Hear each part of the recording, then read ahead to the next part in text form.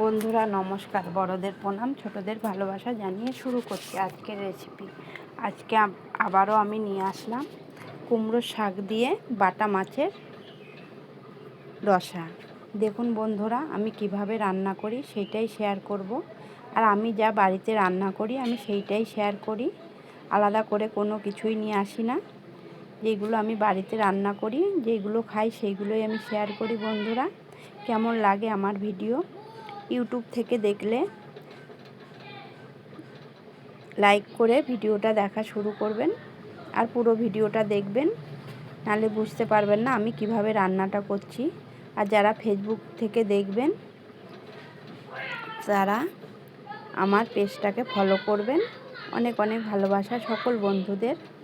দেখুন, আমি ডাটাগুলো কেটে নিয়েছি, শাকগুলো কেটে নিয়েছি, টমেটো নিয়েছি, আলু নিয়েছি, আর বাটা মাছটা ভালো করে ধুয়ে নুন হলুদ মাখিয়ে নিয়েছি। এবার কড়াই বসিয়ে দিলাম, সর্ষের তেলে রান্নাটা করছি। কড়াই গরম হওয়ার পর আমি সর্ষের তেলটা দিয়ে দিলাম, আর একটুখানি নুন দিলাম। নুনটা দিলে কি হয়, মাছগুলো লেগে যাবে না নিচে।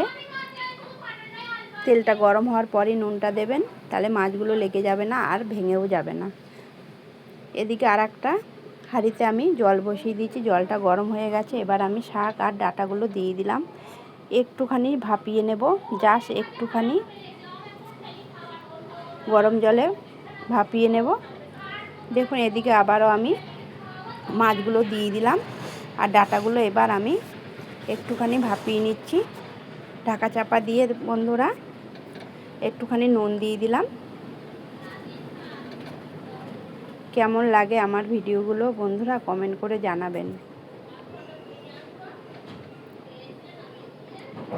ডাঁটাগুলো আমার সেদ্ধ হয়ে গেছে, ভাপানো হয়ে গেছে, মাছগুলো আমার উল্টে পাল্টে আমি ভেজে নিচ্ছি। দেখুন, ভালো করে আমি ভেজে নিয়েছি, একটাও ভাঙিনি। এরকম করে আপনারা মাছ ভাজবেন, একটুখানি নুন দেবেন, তারপর মাছটা ভাজবেন, দেখবেন মাছটা লেগেও যাবে না আর ভেঙেও যাবে না। ওই তেলেই আমি ফোড়ন দিলাম রাঁধুনি, কালো আর কাঁচা লঙ্কা। এবার আলুগুলো সব দিয়ে দিলাম, আলুগুলো ভালো করে আমি ভেজে নেব। বন্ধুরা,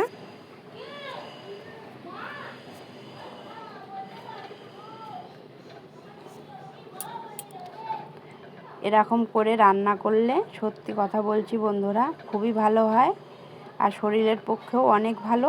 আপনারাও এভাবে করে রান্না করবেন, দেখবেন বন্ধুরা খুবই ভালো লাগবে খেতে।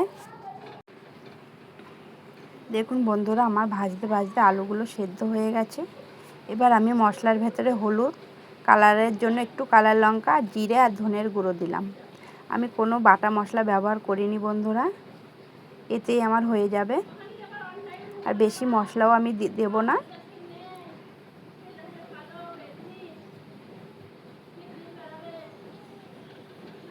টমেটোগুলো দিয়ে দিলাম। এবার আমি শাকগুলো দিয়ে দেব। দেখুন, ভালো করে এবার কষিয়ে নেব।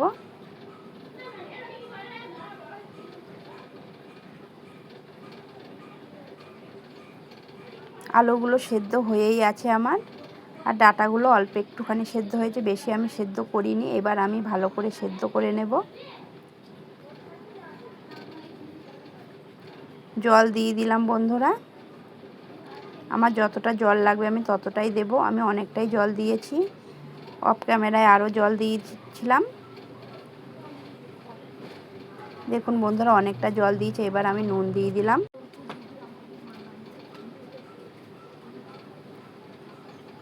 এই তরকারিটা খুবই ভালো হয়েছিল খেতে বন্ধুরা।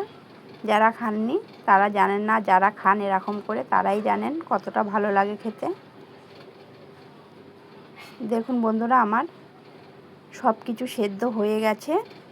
এবার আমি মাছ দিয়ে আরও 10 মিনিটের মতো রান্না করে নেব, তাহলেই রেডি হয়ে যাবে কুমড়ো শাক আলু দিয়ে মাছের রসা। কেমন লাগলো বন্ধুরা কমেন্ট করে জানাবেন। অনেক অনেক ভালোবাসা বন্ধুদের জন্য, সকল বন্ধুদের জন্য অনেক ভালোবাসা আর অনেক ধন্যবাদ এভাবে আমাকে সাপোর্ট করার জন্য, আমার পাশে থাকার জন্য। দেখুন বন্ধুরা, আমার রেডি হয়ে গেছে। একদম পাতলা ঝোল করেছি, এক থালা ভাত খাওয়া হয়ে যাবে এরকম যদি তরকারি থাকে। আবারও আসবো অন্য একটা রেসিপি নিয়ে। ততক্ষণের জন্য অনেক ভালো থাকবেন বন্ধুরা। Tata, bye bye,